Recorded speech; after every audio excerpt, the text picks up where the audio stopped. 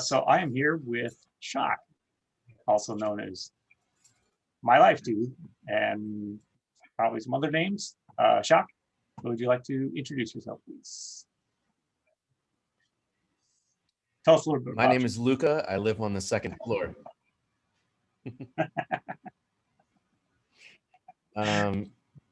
So you're out in LA. I was born a small young baby, and then many years later I became a man. At least I think I'm a man. At least last I checked. I don't know. Yeah, I live in LA. I live in Los Angeles. Mm-hmm. I've been here for just a little over 2 decades now. I spent a lot of time in Manhattan and Philadelphia, which is where I was born, Philadelphia, and lived for a moment in San Francisco many decades ago, and here we are. Yeah. And I like blueberries. Grew up in Philly and moved out to LA. I did. I actually, it's funny. Music was part of the prompt, but I was also part of an early entertainment website called newgrounds.com. And we were in the top 100 of websites for a while. And we made Flash content and with, games and animation. And it was a very interactive site. It was actually one of the first social websites there was, with a bunch of things. And that spawned off to a thing called Silly Goth, which some people might remember, which was a planned cartoon, which would have been on like a Nickelodeon or something. And it became a online group with, like a live journal kind of vibe. And if anybody remembers that. Yeah. But that's kind of what got me out to LA. And my mother at the time was living out in LA as well. So that was a long time ago. So obviously I know you as everybody I interview from Twitch. You are obviously one of the DJs, but you do a lot more than that. But before we get into all the other things that you do, these interviews are always really initially focused on music. So what does music mean to you? Well, it's 2 syllables, so it's a little trickier than just like a 1-syllable word. I grew up not ever thinking I would get involved with music, and my background is in it's more about art and communication and entertainment and education. I love to educate people. So anyone who's been in the audience of any show I've done, there's generally a form of education, because I really love to express and educate people. And I love to be educated. I love to learn. And that's why I like Twitch, for example, because there's a 2-way street there, which is great. It's reciprocal. I got involved with music. I just always loved music. I was a huge music lover.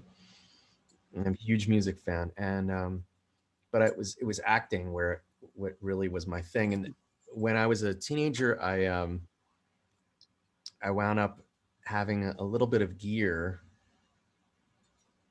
and people heard what I was recording, and they're like, "Can you record me too?" So that started a whole journey of that. But music in general, it's an interesting. It's very interesting, because without words in music, just the actual sounds and tones, it crosses languages, and there's something really primal, and the rhythms or the sounds can unite people. And I don't know if it's just because of, it goes back to a heartbeat or a pulse, but it's interesting when you can just think of like a bunch of bodies moving around and physically being affected by sound. And an organized sound, sometimes unorganized sound as well. There's something very exciting and magical about that. Yeah. And it's been a way to obviously separate people too, but it's been an amazing way to bring people together. Yeah. And it's obviously a way to communicate ideas lyrically as well. It's a great way to tell stories, educate, to let out emotions, whether it's been a loss or it's a happiness. You know, there's something that's been great. So, but music's become, like, music has been an extremely big part of my life, and not only have I seen it bring just so many people together, and I realized that I brought people together back in Philadelphia with music and having, like, on the old e-groups and email lists of running email lists. And I went up, people would then find this community that I'd started, and we all ended up having great friendships that were initiated because of our love for certain music styles. And it's been such a great gift. And it's happened a couple different times with I'll call it a renaissance since the pandemic. It's been interesting to see this happen more and more again, where the music's bringing people together, and it's just, it's a life force in so many ways. Yeah. And it's a movie, and there's so many different aspects to what music is to me. Yeah, you've touched on a lot of the themes that other people have mentioned. Like, I think you probably, like, just summarized, like, all of my other 14 interviews. Yeah, so, you know, music being something that's kind of primal. You know, it's been around as long as we know of history, right? You can't, it'd be hard to imagine a society without music, no matter how far, where, whatever. The connectedness. Your heart is always beating. There's a rhythm. Yeah, the connectedness of music, the communication, or the joint feeling of emotion from that music, right? That shared emotions. You know, you talked about that. The connections on Twitch. These have been one of those sort of, you know, blessing in disguise of the pandemic. It's really brought people together. You know, I've met so many people on Twitch. You know, many others, all listeners, others. You know, it's great. And then the last thing you talked about was life force, and I would shorten that to just the force. Force. That's my latest conclusion. Is that's really what the force is. It's music. It's true. Also, beards. I like your beard. Very nice beard you got there. I was clean shaven before the pandemic. Yeah, I've played around with a lot with my hair in the last year.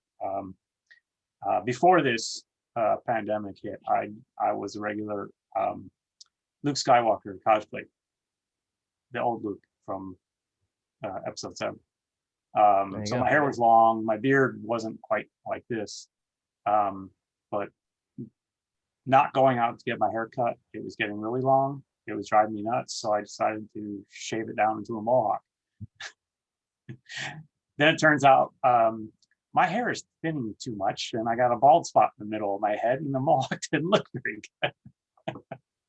So I then cut the back off and left it long, trying to look like someone from the Vikings.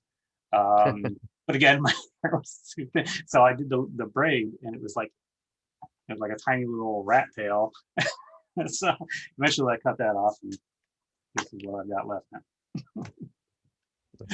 So, but that's the nice thing about having been working from home for a year, because I've been living with I have a pile of hats. So if you watch some of my older interviews, I'm wearing, one hat or another.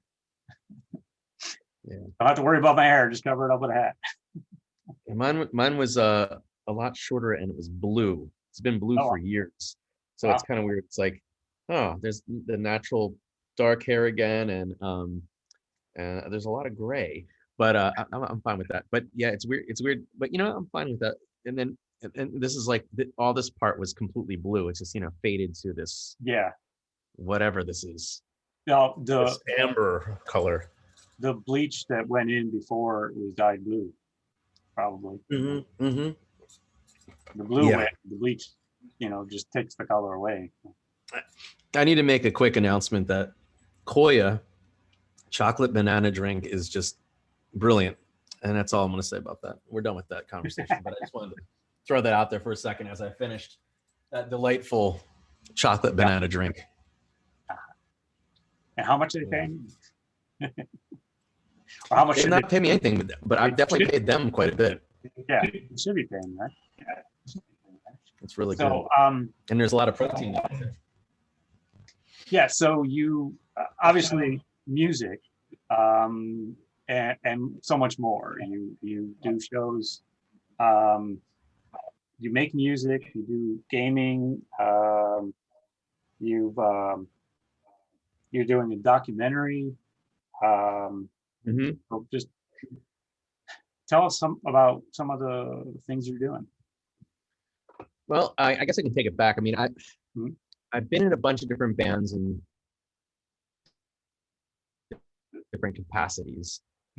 I'll skip. We'll talk about the documentary in a second. I'll build you up to that. But let's see. I was in Mount Sims, and I was the drummer in Thrill Kill Cult, and Zombie Girl, which will be touring again soon. Okay. We can talk about that later. Anyway, Red Light District, which I'm one of the writers on that. And but yeah, the documentary thing is interesting. So I found out about a year ago that I do music for I play a lot of instruments, and my day job is being a music producer. And what that means, because I believe not a lot of people really know what that is at this point. I think a lot of people think that's someone who makes electronic music, or they think that's a manager or something, because in movies, a producer is generally someone with the ideas and the money and does the funding and all that. Anyway, that is definitely not me. What I do is often a band will come to me, for example. Right now there's a band out of, well, there are a couple different places, but the main, I guess it's a combination of Arizona and Florida right now, where this band is from. And they've sent me, they found me through a mutual person who recommended my work. They heard some of my work and they were like, "You're the guy for us." So then they sent me their 5 songs, because I had them send me some stuff that was more current to what they were doing. I heard what they did, so I could even know if I want to work with them, because I work where I don't take on every project. I take on projects where I feel I can sculpt it in a really great way. So they sent me 5 songs, and then we review the songs and we listen to them, and I give them things where I believe I can help improve the music, as in terms of not just mixing it, but adding elements. Like, why don't we add a cello here, or you don't need these parts. Let's streamline this, because the influences, basically we share influences. They're like, here's several bands that we really like, and this is the direction we want to go in. And then I give them influences of things they might not have heard. They're a bit younger, so they haven't heard all the same bands. And so I gave them everything from like Empire of the Sun to oddly enough old U2, which they're younger. So a lot of people, when they think of U2, they're like, that band is terrible. But they don't know the U2 that started off as a post-punk band that was courted by like Martin Hannett of Joy Division and all that stuff. Like, it was a whole different world back then for U2 and what their sound was, and their influence from the Virgin Prunes and all that stuff, which Edge's brother and all that. Anyway, before I go too deep in the history of who's who. So basically my job is to sculpt a band and for the release of whatever that is, and to make it sound good. And I actually, because I play a lot of instruments and I'm also a mixer engineer, I do all my own mixing, which some producers don't. They have other people that do that. And it's not just me sitting at a computer, even though right now I am sitting at a computer. I'm playing instruments, I'm hands-on with it.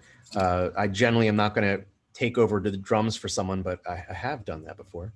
And sometimes I get involved in some of the writing aspects of it. But definitely a lot of sound creation, and we'll make the guitar sound a different way, or re-record drums and make them sound doing interesting techniques with the drums and stuff, such like that. So that's what I do as a music producer. But anyway, so I worked with a client who had me, I've done some scoring for film and TV, and ranging from weird movies to things with M. Night Shyamalan to Nickelodeon, and also A&E biography. So having done these type of things and having worked in confines where people have all very strange requests, or sometimes they just want to pick your music, I had worked with this woman who does her primary job is high-end photography in terms of close-ups, like hand models. Okay, and an eye.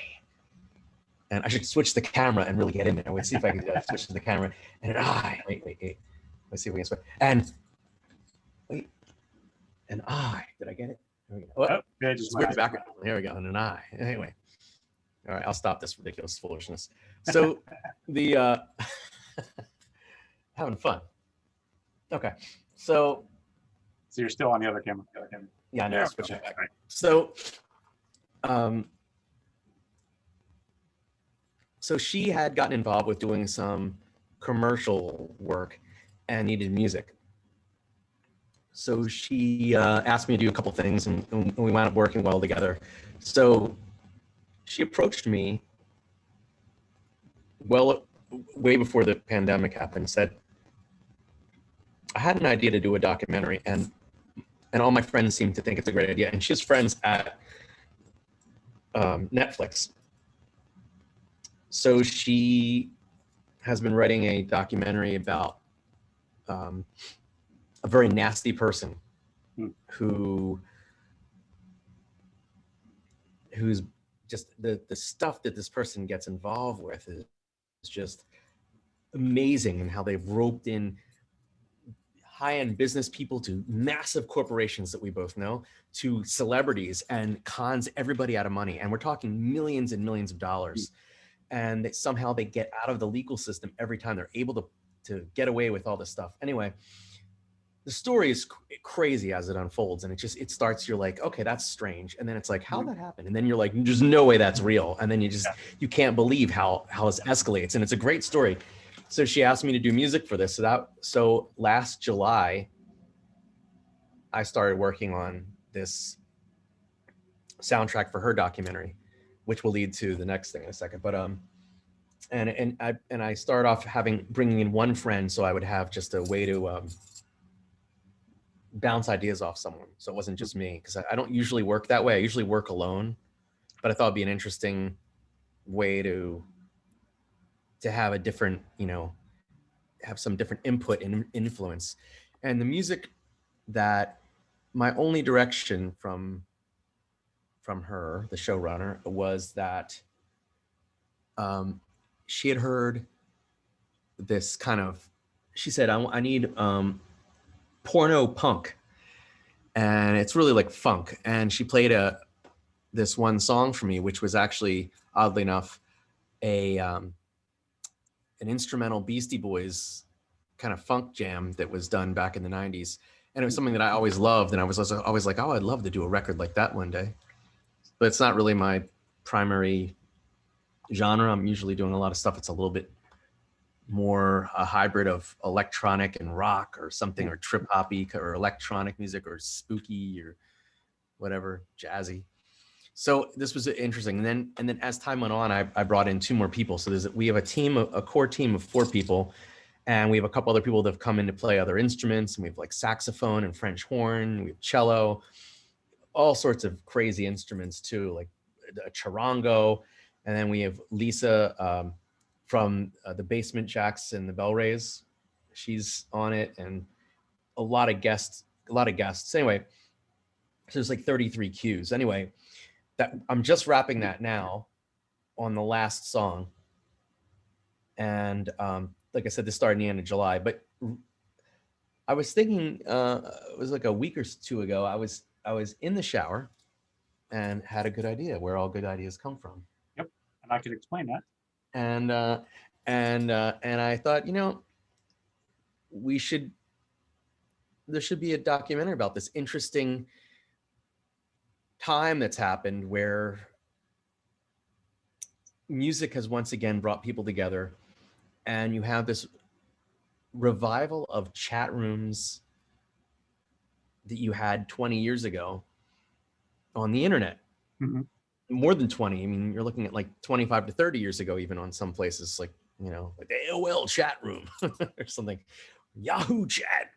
And it's really, I've met so many people and have rekindled so many amazing friendships during this time. And a year ago, I mean, today's April Fool's Day, right? A year ago, I was dealing with deep depression because I had gotten into a situation where I was working for others and doing things I didn't like.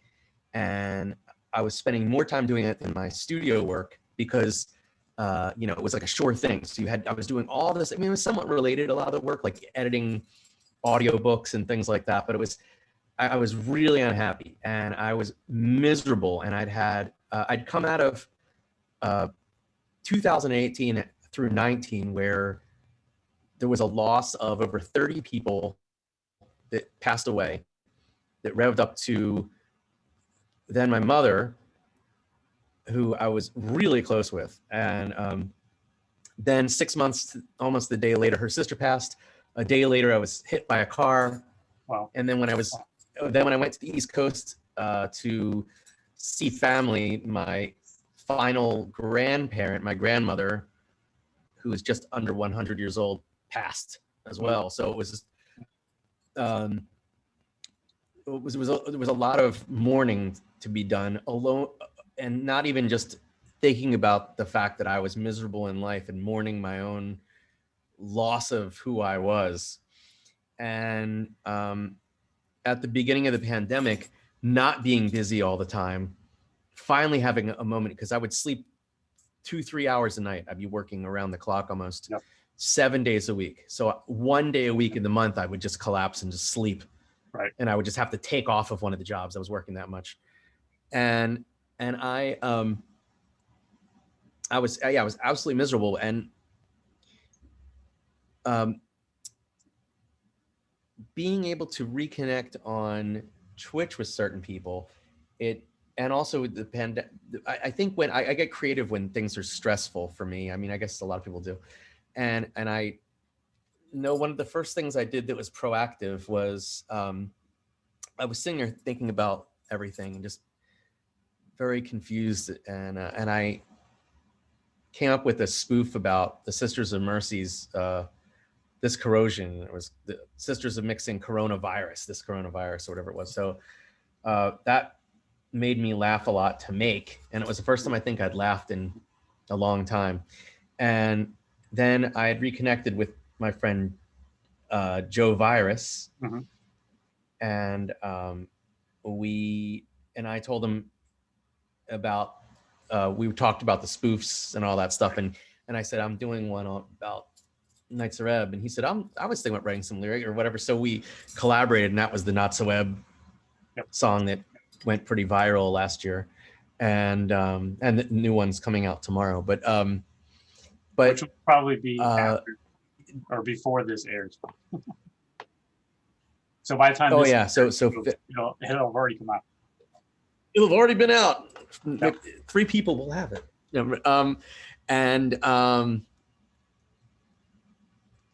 So working on that video, the Not So Ebb one, made me laugh so hard. I was crying, I was laughing, and just and when May 1st is when we launched it last year, and it brought a lot of happiness to other people, and that made me really happy. And I started broadcasting on Twitch in the end of March last year, but I wasn't very regular yet. I guess I probably should have had more prune juice. But anyway, I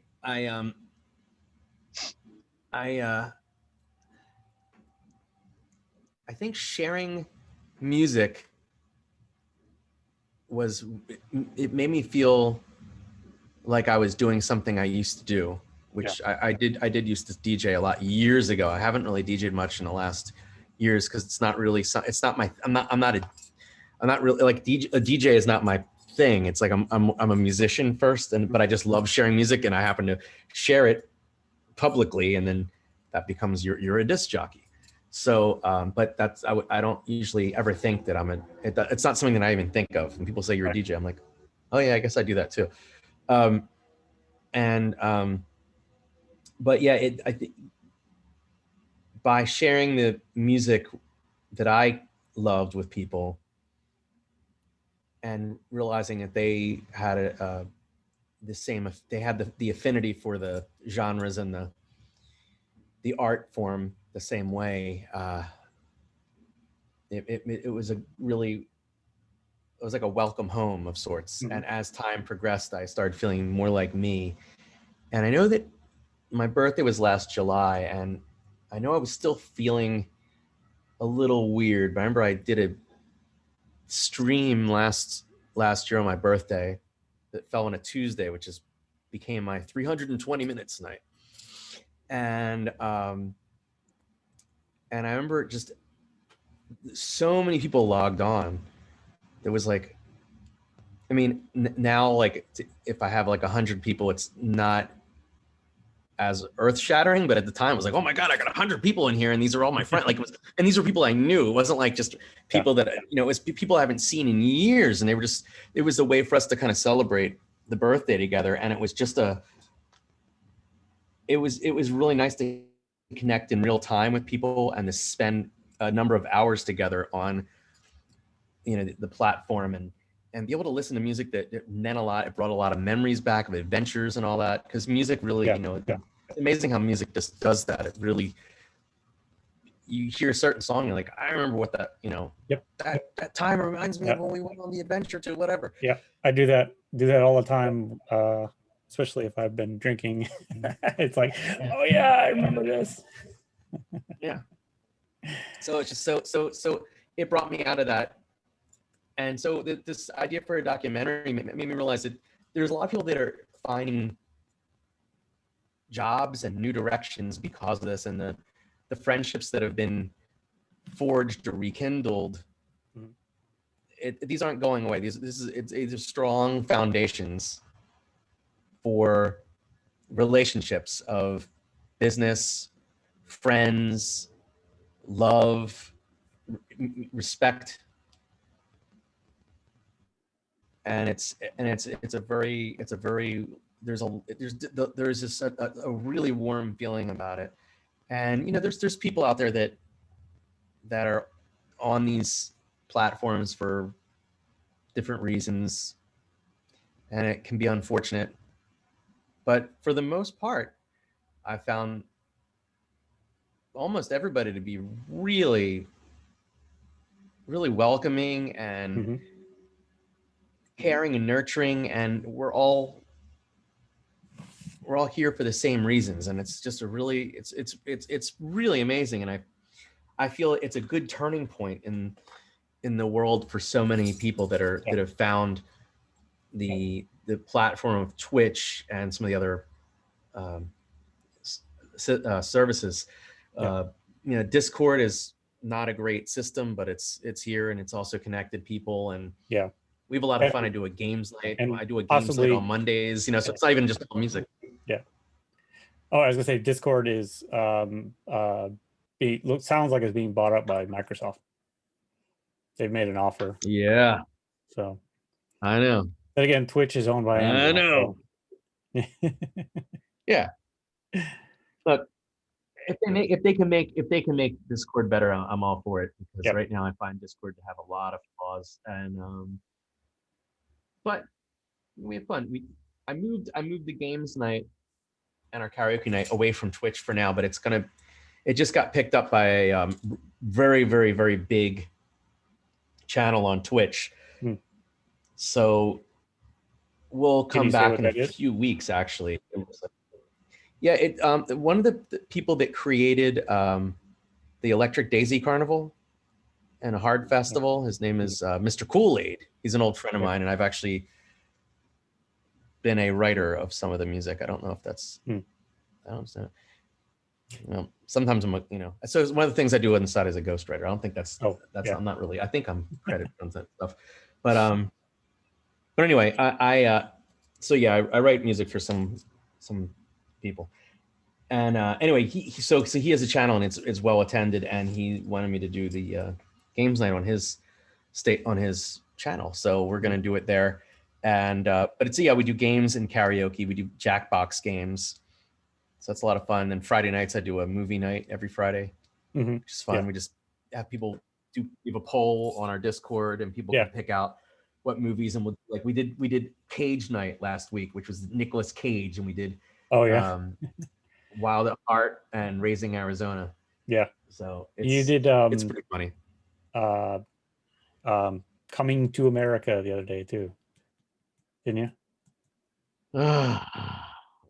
Or no? Oh, listen, the first one was the first movie is just a gem, and it's a beautiful film, and it's well written, and it's just a very friendly, fun, silly movie it has a lot of memories, and it holds up. It holds up really well. It's a cute film, and there's no malice in there. There's no violent things, no undertones. There's not a political message. It's just a fun film.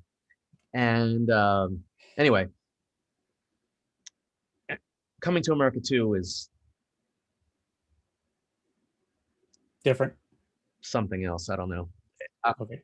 Different. We'll leave it at that. Different, and it was not a movie for me. Although I enjoyed seeing Salt and Pepper out there. But that's about it. Yeah. I think that's all I can say about that. I think that's the best thing I can say about that movie. I like them, and I admire the fact that they got so many of the cast members back for this sequel. I admire whomever was involved in wrangling everybody.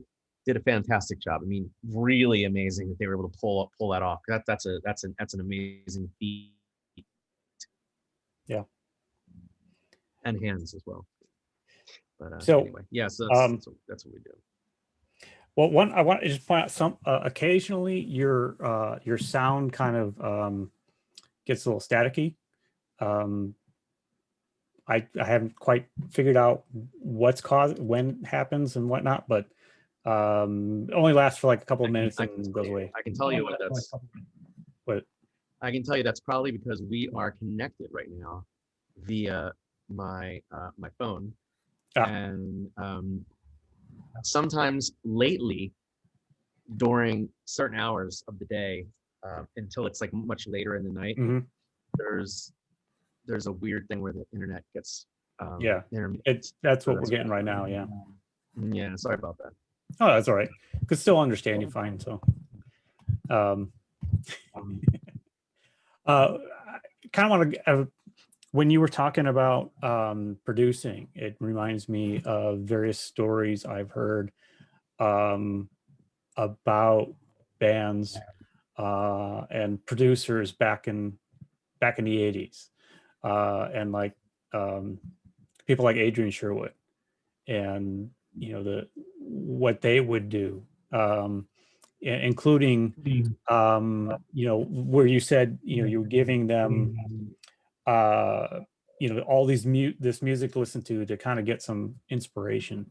and how that translated to other bands in those days, you know, for picking up whatever sounds they ended up adopting, because, you know, it was just in this pile of records that Adrian gave them or something like that. So I see that similarity here in what you're doing. Yeah, I have to say that Keith LeBlanc and Adrian Sherwood, Mhm. and I loop them together because of their Packhead sound system, Yeah. have been hugely responsible for so much music that is out there today. Yep. And it's, I just want to take a second to the fact that you brought them up is great. And just so people know the importance of these guys. So Keith LeBlanc was part of a group that did all the music for the Sugar Hill Records songs. Sugar Hill Records songs were like Melly Mel and Grandmaster Flash and all the stuff up like Beat Street. So, you know, Rapper's Delight was all them. And then you jump ahead to the end of the 80s where they were brought in to work with John Fryer of 4AD at Beggar's Banquet fame, and work on the Pretty Hate Machine album. Along with Pretty Flood, Hate Machine, right? Flood was also part of that. Yep. For a couple songs. He did Down in It, and maybe it was Sin or Ring Finger or something. But he mainly just did one or two songs. But they were hugely influential. In fact, a lot of the sounds and song structures you hear were actually Tackhead songs, just structured for the Nine Inch Nails music. And growing up in Philadelphia, Nine Inch Nails was kind of a local band. He was out of I mean, he had relocated to Ohio, but he's from Pennsylvania. But he opened for a lot of bands, so you'd get to see Nine Inch Nails pretty regularly. It's very interesting how that's changed over years. But anyway, but as a producer, it's interesting to see what Adrian Sherwood has cultivated, sounds of reggae dub, hip hop, industrial dance, electronic stuff. John Fryer also, I mean, here's a guy who not only was he part of This Mortal Coil club, but much of the soundscapes that we've come to recognize as the ethereal goth post-punk vibe is from really one man, and that's John Fryer. Yeah. And if people who aren't familiar should research John Fryer. And I'm not even sure how he and I became friendly. I think we both had the same manager for a while. So I think that's how we first met. Yeah, that was like many years ago. I presently do not have a manager, but I used to have a manager. So those were the days. And so yes, he's really good at what he does, and he's still doing a lot of stuff. I know he did the Last Prayers record, I believe. Oh yeah, cool. And he's local. I just spoke with him a couple, maybe like 2 weeks ago. But yeah, but hugely influential on a lot of music that I definitely liked. And he worked with I mean, Love and Rockets and Bauhaus and all that stuff. Well, beggars artists. Yeah, so kind of the point was that, you know, to help emphasize that, you know, a producer isn't just somebody to tax their name on, right? I mean, they'll have an influence. I mean, I remember in the 80s, it was to a point where, I mean, I could tell whether or not Adrian Sherwood had produced something, right? I mean, it's just, yeah, you're right. It's such a distinct sound. Yeah, and Flood for that matter. I mean, same thing. You look at Erasure and Nights of Ebb and Depeche Mode. You know, you heard that Flood sound. Yeah, that was why when the first Nine Inch Nails album came out, I was like, all right, look at these four producers. Exactly. Is there anything of actually the band in this? Or are there really I know. four producers And working through somebody? still debatable. Yeah. Yeah. I mean, the vocals came from Trent. Yeah, At least we think they did. No, we obviously. did definitely But, did. you know. But yeah. Yeah. Yeah. But I mean, it's funny because if you let's see if I can pull this up right now. But I have some stuff loaded on my computer up. Well, it's not even on. It's always up here. I wonder if I can bring the camera around to see this. Let's see. Let me try and get this over here so we can. All right. I don't know if I can share a screen. I can share a screen. Yeah, you can do share screen. Yeah. Let's see. Let's see if we can share. There we go. Is that sharing? Yep. Oh, cool. I put this up here too because we could talk about samples and all, but I have a sample library. I don't know if you see it scrolling by. Yeah. But I mean, I sample stuff all the time, and it was called Sweet Tea.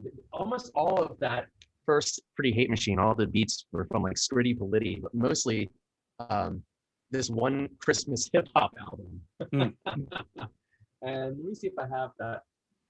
Oh, here we go.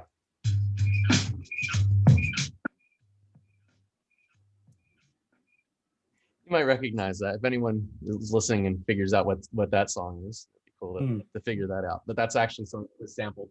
I actually had reconstructed it because there's a guitar that happens during that whole thing. You might remember the song. I want to. I don't know. So anyway, but yeah, I'm always sampling things. And actually, this is pretty funny. So you see if you remember any of these sounds.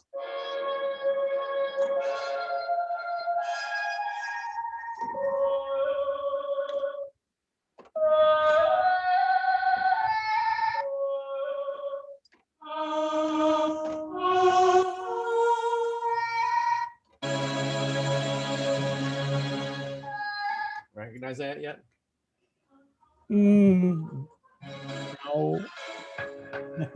No. Here, I'll give it. Hanging on you, living with you, breathing with you.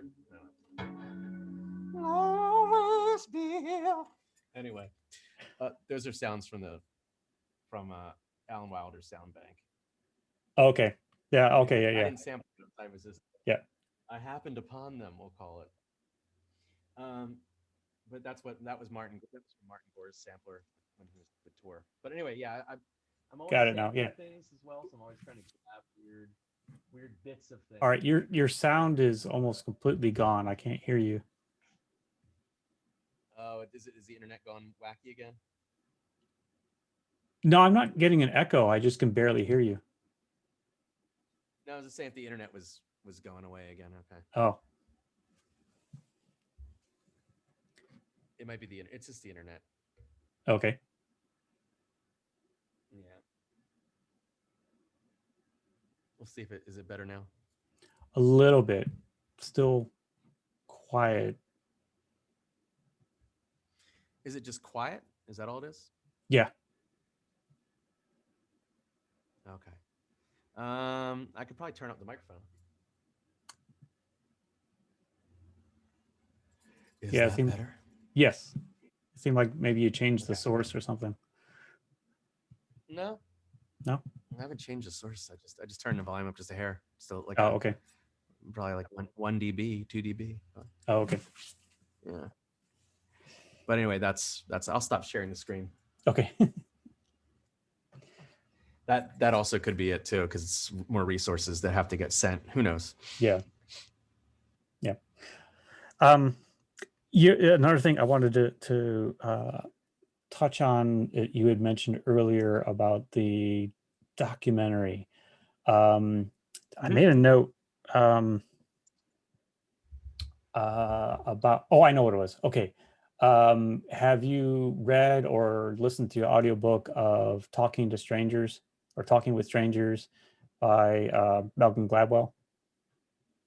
What's interesting is that I worked for quite a while in the audiobook industry, but yet have rarely listened to an audiobook. I'm going to open up these curtains here because it's getting a little dark.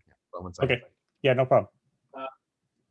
I'll assume you can still hear me. But I can hear you. yeah, in the book, he talks about Bernie Madoff and explains why so many people were conned by Bernie Madoff. And so when you were talking about this documentary about people being conned, it immediately made me think of that. So I don't know if it's Yeah. useful to you in any way or whoever's making the documentary I'll to check it out. I like yeah. stories of cons are kind of interesting. Yeah. I also really liked seeing Shaka Khan perform live. That was pretty good too. It all comes down to humans' nature to default to truth, as he called it. We're Mhm. very bad at Yeah. detecting lies. We expect that people are telling the truth. Yeah. Because if we didn't, we Right. wouldn't be Well, a you want to believe society. people. You Yeah. want to believe. Yeah, you want to believe people are kind at heart. Mhm. At least I do. Or just honest. I don't like to. Yeah, I don't like to believe people are up to no good, and Mhm. Yeah. Well, like he talks about in the book, is that is, you know, part of just how we survive as a species, is that we are, you know, communal species, right? That if we don't trust each other, right? If we expect people to be lying, deceitful, treacherous, whatever, we wouldn't survive as a species. We have to have that trust and Right. faith in others. Yeah, that's how great relationships stay great. Because you believe in each other, you trust in each Yeah. other. Yeah. You So know you have each other's back. so when you're talking about this person who has conned a lot of people, that's just what comes to mind, you know. I mean, what's amazing, you know, when you listen to it and you hear, like, Bernie Madoff was not a good investor whatsoever. He didn't he had like the Right. cheapest lawyer, you know, in the world. His, you know, he was clearly a con, but nobody could possibly believe that he was a con. And so it's just interesting. I've been telling my students about the book. Um, I teach a course in diversity, and you know, and that's getting into, you know, understanding people who are different than you. And so it was really, you know, relevant. I showed a little clip of it, and students were like, "Oh wow, that's really cool." But yeah, That's I'm gonna make a note of that too, because that would be something that's yeah. interesting. The good thing about the audiobook is that because of the way Malcolm Gladwell works, he does, you know, his own research, which includes tons and tons of recordings. So where he uses quotes in the audiobook, he actually uses actual recordings from interviews. So it gives it a little more, it makes it better, you know. Yeah. Yeah, there's more depth to it. Yeah. There's more realism because you're seeing, you know, examples, you know. Yep. Exhibit A. Yeah. Yeah. Yeah. Yeah. So That's great. Yeah, so I haven't an audiobook or yeah. listened to an audiobook. Yeah, I've got like an annual subscription to the Audacity. Not is it Audacity? Whatever it is, it's Audible. Audible, yeah. Audible. Yeah. Audible. And so I have a lot of books, many of which I still haven't listened to, but I own them. Just like all the TV shows and books and all these other things that I have and I haven't gotten through yet. All the music I bought on Bandcamp that I haven't gotten around to listening to, because I spend my music time listening to Twitch DJs. But I understand.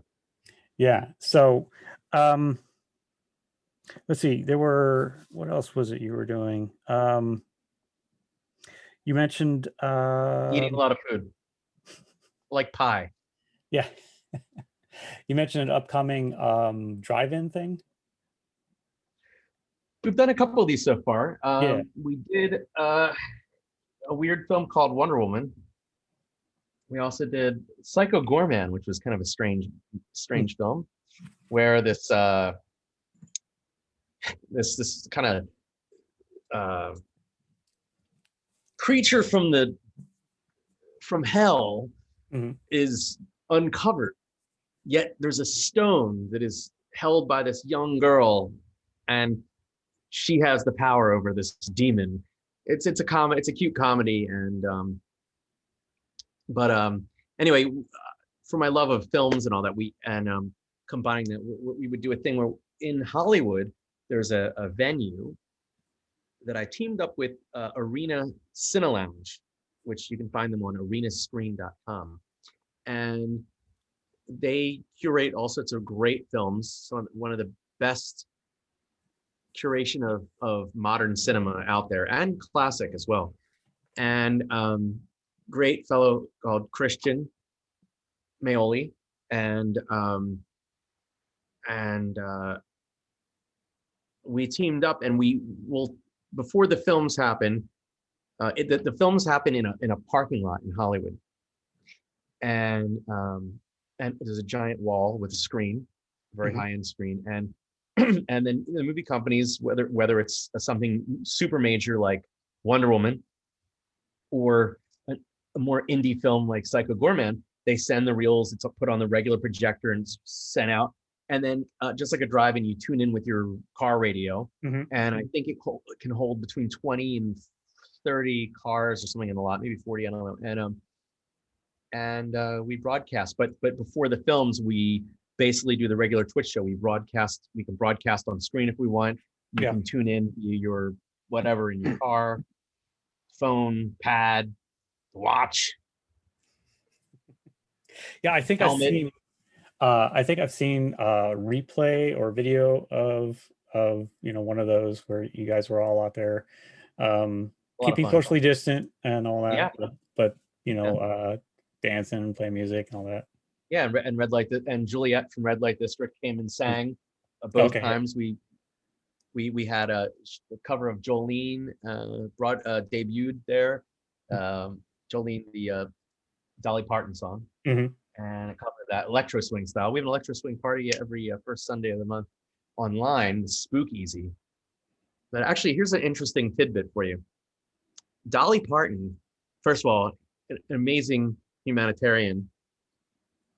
She wrote Jolene on the same day that she wrote "I Will Always Love You" in 1973, which obviously was covered by Whitney Houston.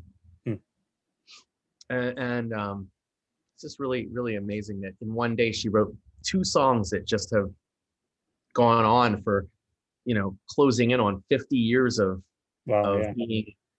being out there. I mean, it's really amazing. What a great songwriter.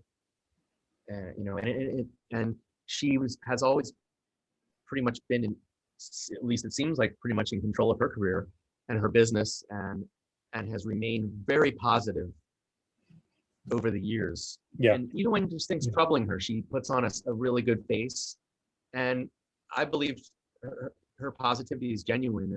My friend Kai who's also a musician. He's also a well-revered artist and photographer, and he was hired by her twice now to work on the cover photo for her albums. And he said that it was one of the most amazing experiences he's had, and how he's really funny. He's one of the funniest people I've ever met. Like I'm like the squarest person when he's around. I'm like, and he's so fast and quick-witted, and I'm fast with words. Like I'll pull some wacky stuff out of wherever. But this guy's out of control. Anyway, he said he couldn't even keep up with her. She was that fast and funny. Wow. He was like just in awe of her intellect. And after they had met and worked on that first album cover together, a few days later in the mail, he got a handwritten letter from her, a thank you note. Wow, nice. I mean, who writes thank you notes anymore? It's amazing. So great. Anyway, that's going back to that. But yeah, I got sidetracked again. But the outdoor theater thing is great is it's great because it gives people a chance to visually see other people dancing, and you can connect with people, and it's a safe way to enjoy music together as well as cinema. And these are two things I love. And food. There's food there, and I love food. I love food. I haven't eaten in the last 5 minutes, but I'm surely devouring a tea, and I have an emergency tea down here, another one just in case this tea runs out. I can reach. It's always at arm's length. You see, I mean, I can switch the camera so we can look at the. Not that it's that important, but let's switch the camera anyway, just to shift it up for everybody. Why not shift the camera? Because now I can show you the outside of downtown Los Angeles. Well, if we could go over there, maybe we could see light. You can see light anyway. Let's see how far. Okay. You can't really go too far downtown. But anyway, that's. Well, I was gonna say, you mentioned, you were talking about, doing using a drive-in as a venue, and Yes. last year, Martin Atkins was doing a free, Zoom course basically of his I remember Tour Smart or whatever, and that was one of the things that had come up once or twice was the idea of using drive-in as a way to do live performances. Mark Rebier has seen a lot of success during this time with his. Are you familiar with him? No. He's a very funny person. You should check out Mark Rebier. I Feel So Alive should be your introduction on his humor. It's very good. But he's gone on drive-ins and performed all over the country, and even had Erykah Badu get up with him and do some stuff. And she's an interesting character too. I actually last summer I went to one event with another person I had met on Twitch and a couple other friends. We went up to Santa Barbara area, near Santa Barbara. Was it Ventura maybe? And we went and saw they're called Oingo, members of Oingo Boingo. Oh no, Oingo Boingo original members. So basically it's like Oingo Boingo without Danny Elfman. Without Danny. And maybe without Richard too, I can't remember. But it was interesting. They had a theater in the round. It was like this outdoor venue, and they were in the round, and somehow we wound up getting right up to the front. We rolled in a little late too, but I was just like, let's go through here, and somehow we got there. Yeah. There was no one directing us, so I was like, there's a space right there, and whatever. So, and it was good concert. Yeah. But I'm into it. I like outdoor shows. I'm very curious as to the future of these outdoor shows as well as concerts in general, because not only because I'm a concert goer, but because being I'm a session drummer and other musician, and I'm getting ready to, there's this tour coming up that'll happen either in June or September. So and that's the one with Zombie Girl. Yeah, so it's that's one of the things I've been talking about for months now is, what the future holds for nightclubs and venues and all that once, most people are vaccinated and we can start going out again in some way. I've got my theories, but I'd like to hear what you think is kind of the future in terms of live shows, performances, nightclubs, all that. Here we go.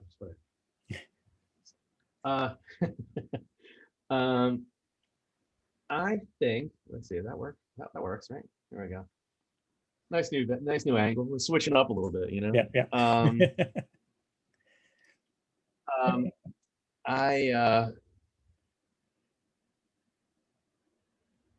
Well, let's see. I do have tickets to go see Dead Can Dance in October, so I hope that happens.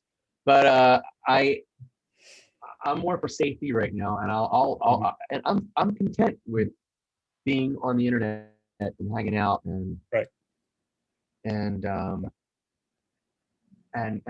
doing it as it is. I have no. my life is a zillion times better right now than it was prior to the pandemic. Right. I get to connect with people online every day. I do feel satisfied like that. I have the few friends that I've been seeing. I have my team. There's the three other people that I see on my writing team. I have one client I see in maybe I have like two clients I see in person or so. The rest of the work's mostly online right now, and I've done some sessions of the drummer where I've gone in to some studios and played, but it's just generally no band. It's like they've done their part. I come in, Right. and do the session, and I'll turn this way. Wait. And welcome. Oh no, you're all good. You're all good. There you go. And There you are. speaking of clients in person, there you go. Yeah, and see, he's wearing a mask. Yep. And a Depeche Mode shirt. So it's request mode. But request mode's every Thursday, and it's a DM night. But just because this is not being broadcast where people are going to know about it beforehand, tonight is the cat's gonna be out of the bag for you. But the point is, it's Depeche Mode night every Thursday. Although last week we did a special where we did a Duran night. But tonight is back to DM night. But it's not the DM that everybody's thinking of. I'll pull up my list right here. It's Dead Milkmen, Drab Majesty, Danger Mouse, Dave Matthews Band, Dylan McDermott or Dermot Mulroney, Danny Minogue, Dulce Maria, Dean Martin, Darth Maul, Demi Moore, Daniel Miller, Deborah Messing, Damian Marley, Dudley Moore, Daniel Meyer, Douglas McCarthy, Derek May, Delbert McClinton, who I don't know who that is, but it's country and it's somewhat funk. Devil Make 3. I was also going to do Davis Miles and really do a switch with that, but I thought that was a little bit too much. And Eagles of Death Metal, but I was like, that's a little weird. And I don't want to do like a whole celebrity death match. I don't really want to play Dave Mustaine, David Mamet. I don't want to see a whole play. Yeah. But Duff McKagan, I have no idea. So, but we're gonna have fun.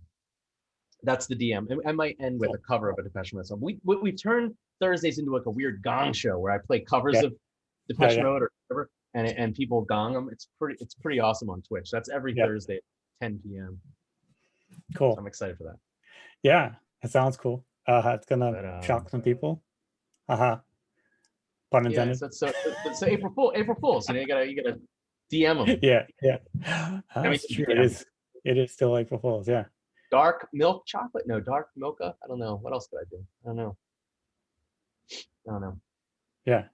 So, I mean, so you talked about what you think about for yourself in terms of the future, but I'm wondering, what do you think the whole concert sort of scene will be like, right? And the club scene and all that. Excuse my allergies too. My allergies are bugging. I think it's not like there's a coke habit going on. I just am allergic to like the world. I've never even done drugs, but if pie is a drug, I've certainly done drugs. I love pie. I've probably said that at least a few times. I think that it's going to be interesting to see the future of everything, because right now I'm hearing that they're doing limited capacity. That's what they're planning on. However, I don't know about these concerts that they're planning for autumn, and I don't know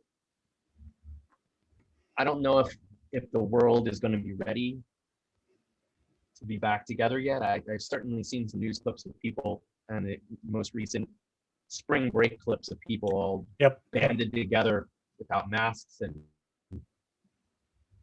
it just seems very presumptuous and premature to be frolicking as they are.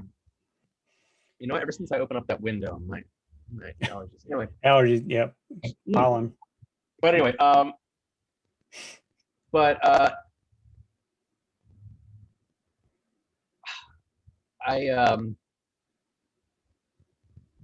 it's going to be interesting to see how touring is affected moving forward. I mean, obviously it's been affected the last year, but what that means in terms of ticket prices.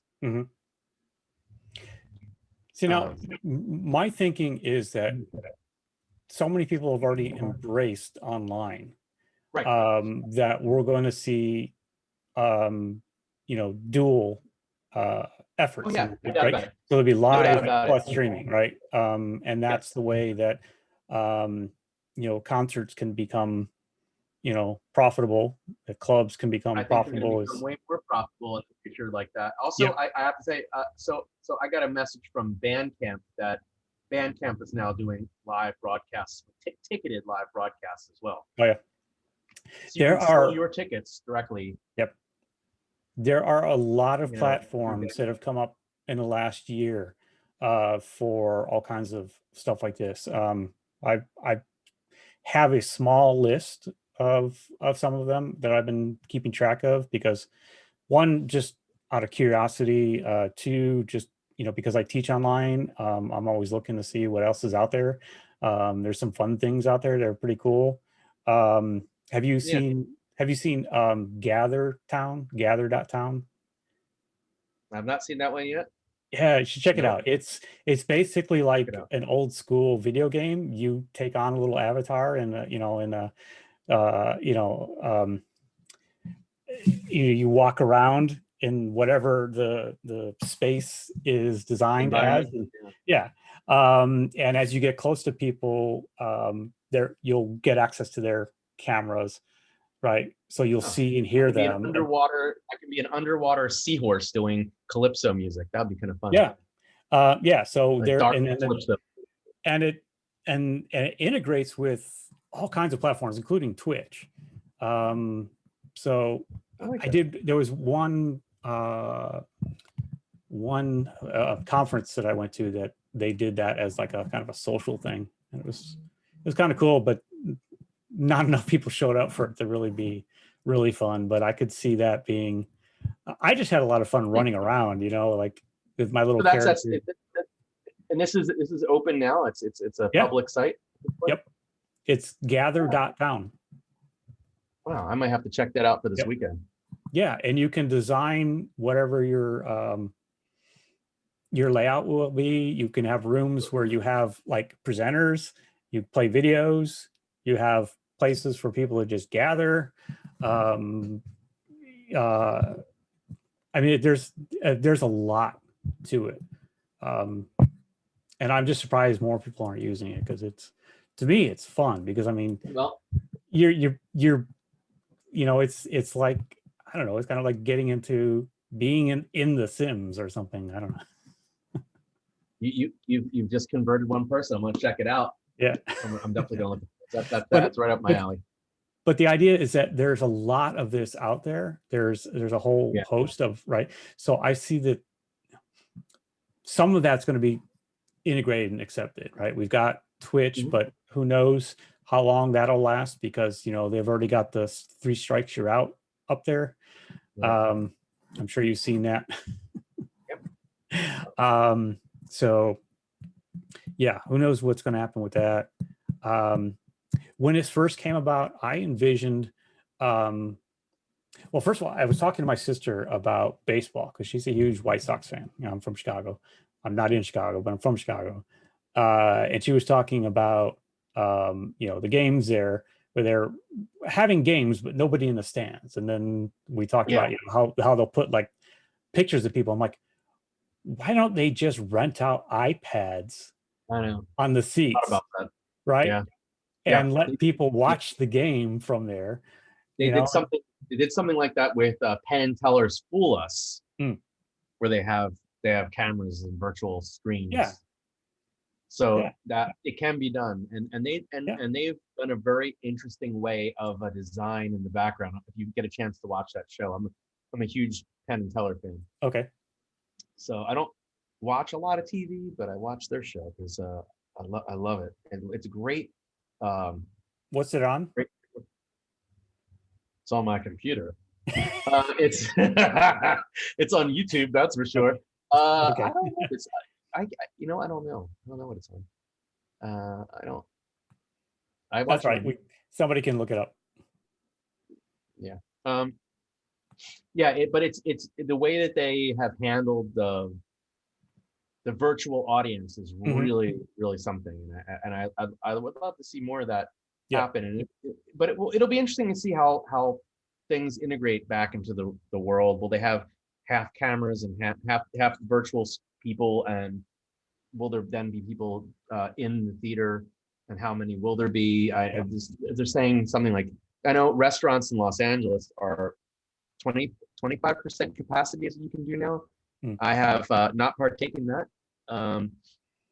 I did venture into a food place and sat by a table for a minute and had a couple bites while I was waiting for something, but that's the closest I've gotten. I have eaten outdoors though, because I'm not big. No, because because I love food and I love to eat at all times. But every Saturday I go to there's a little cafe They have pie. that they do have pie, and I've been abstaining from the pie. I've been really good about my abstinence. I've been pie free for at least 5 minutes. Now I've been pie free for Since Pi Day. no, I didn't. Here's the funny thing. I got a lot of donations from people for me to get pie on Pie Day. People send in money for me to have pie, and I still have not had pie. So I've not had pie since before the 14th. I've not had a single thing of pie, and I think that's a good thing for me right now, because I feel like my stomach has increased more than 3.14 times in the last couple months, and I need to kind of chill that out. Yeah, I think I remember hearing you talking about on one show where you were wearing a suit, or at least a jacket, and the buttons were coming out. Oof, oof, oof. Yeah, that was probably a speakeasy. Yeah, I get dressed up for the speakeasy, and yeah, the first Sunday of every month is always fun, except for the fact that most of my dress clothes don't have the forgivingness of a t-shirt material or sweater. So yeah, I'm generally a thinner kind of dude, but we've not right now. That's a good. We have all put on pounds weight. heavier. I've had to bring out clothes in the closet that I had put away after I lost weight. So yeah. Yeah, but you know what? I'm okay with it right now. Because I'm gonna eat what I want to eat, and I'm gonna do it. Look, I've when the pandemic first began, other than I was telling you there was a lot of dark times for me. There was also a lot of really good food time, and nachos o'clock has always been a thing in my world. But nachos o'clock got extended to like a 4:30 a.m. thing. Brownies may have happened at like 5 or 6 in the morning. Pizza like at least 2 or 3 times a week. And I mean downing pizza, and I'm allergic to wheat. I have a wheat sensitivity. It's pretty rough, and all the good foods. Although I don't have like a giant sweet tooth. It's more salt, savory kind of vibe. Yeah. Let's pack it in. A pasta all day long. Although I abstain a lot from pasta just because if I have enough wheat, it builds up in my system and into the gut. I not only get the brain fog, but more importantly, massive body and headache pains and sharp pains all over the stomach. And oh wow, it's no fun. Although I will sacrifice it for pizza once in a while because yeah, just like I'm lactose intolerant, but it's like I still get pizza. Yeah. You gotta do what you gotta do. I mean, look, it's for me. I'll take pizza over. Like I said, that's my drug of choice is just music is pretty impressive. But as far as something that I have an affinity for, it's food. Besides the music, but also talking to people like we're talking right now. I love this. Yeah, I know you. And I hope that other people are enjoying our conversation or ramblings or whatever they are. Yeah, they will. Yeah. Well, I thought of a funny one the other day. Speaking of food, I was cruising. This is of course late at night last night, and we drove by a Chipotle, and it's funny how a lot of people mispronounce it and they're like Chipotle or Chipotle, but I thought they should really do rebranding and just call it Chip Hotel. So I think that would be a lot more fun. And then you could have you'd have different like rooms, like there's the salsa jacuzzi area and the cilantro spa or something. I don't know, the onion facial. I have no idea. That actually sounds kind of gross now I think about it. But listen, not that kind of I'm talking Yeah. Anyway. Yeah. And, but anyway. Yeah, we'll have to talk about Got one last when this will air. But generally what I do is I air it and time it to end right before a stream so that when this finishes, we're rating into one of your shows. We could talk about that Listen, afterwards. I've had so much iced tea since we've been on, which we've been talking. There's definitely going to be a stream.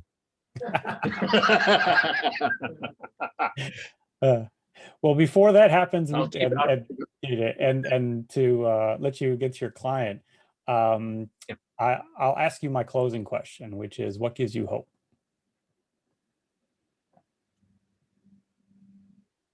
Well, reflecting on what we've discussed,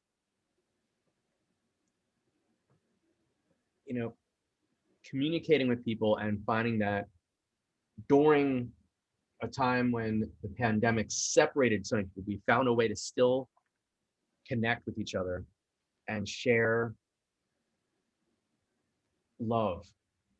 And that love in the form of art, that love in the form of communication and knowledge. There's been a lot of unfortunate situations that have happened with violence and judgment. And it's easy to find ways we're different.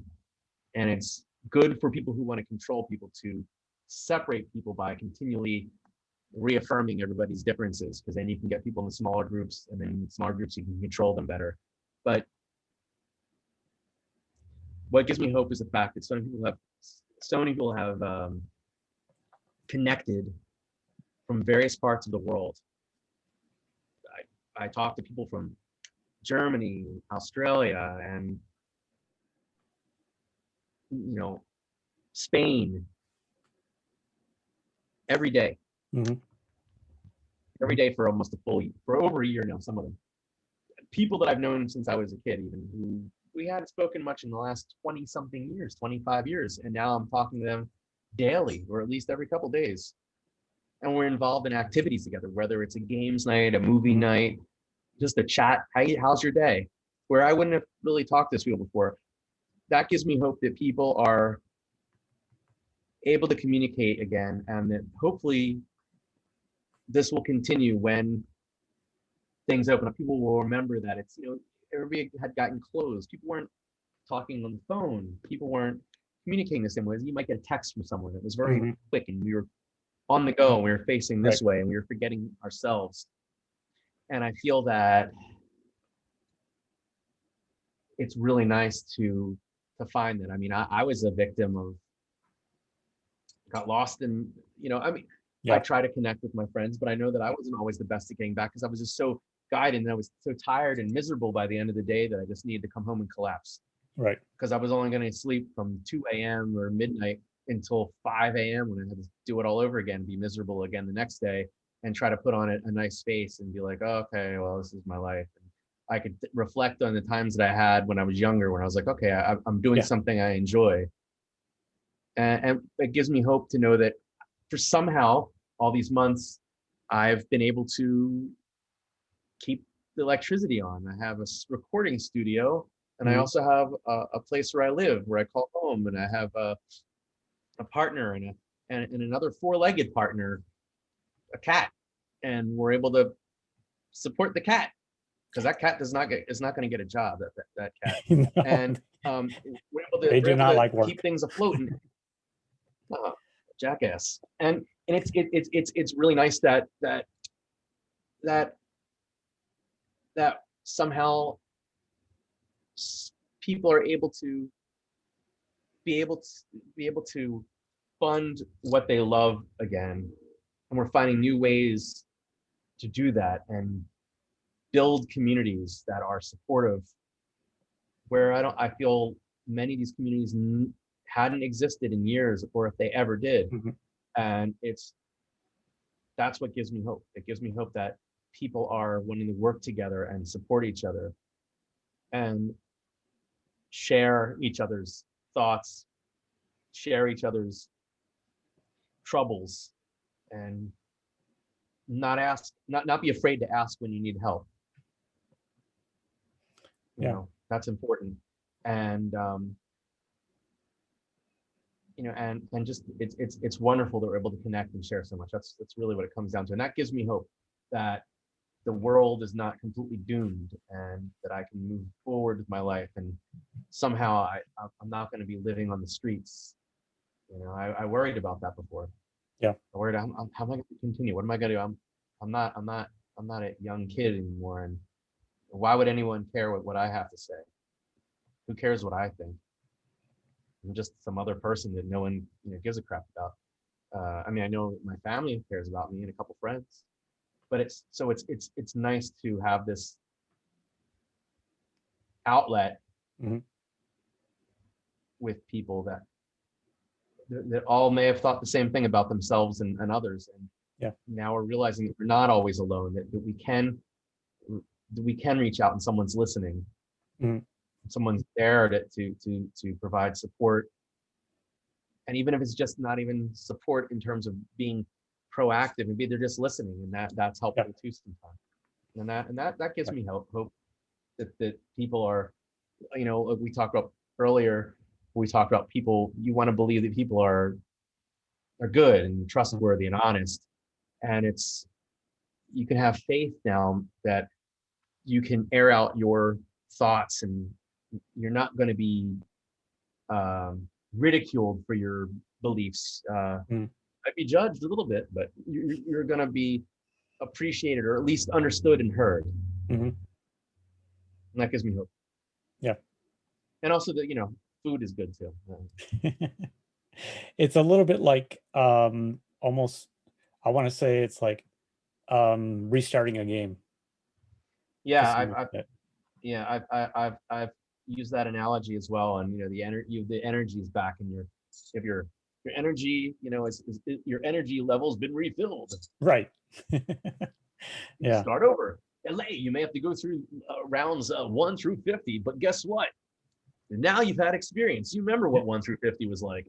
Although I haven't, not 50 yet for me, but close. Yep, I have. Yeah. You know, I mean, if I shave this, maybe people think, you know, maybe 1 through 40, maybe, but yeah. Well, yeah, it's the same here. It's 70. I don't know. You know, the white beard, it look like I'm 90 years old. In fact, you just got to tell people, that's what you just got to start doing. Tell people you're at least 20 years older. If I tell people I'm about to hit 70, they'll be like, your skin is fantastic. I don't know how you do it. I'll be like, you know, it's all the pie I eat. Well, people think I dye my beard. They can't imagine that I'm that old. Why would I dye it like this? Well, you could have gone gray when you're like as a teen. My cousin went gray when she. Oh yeah.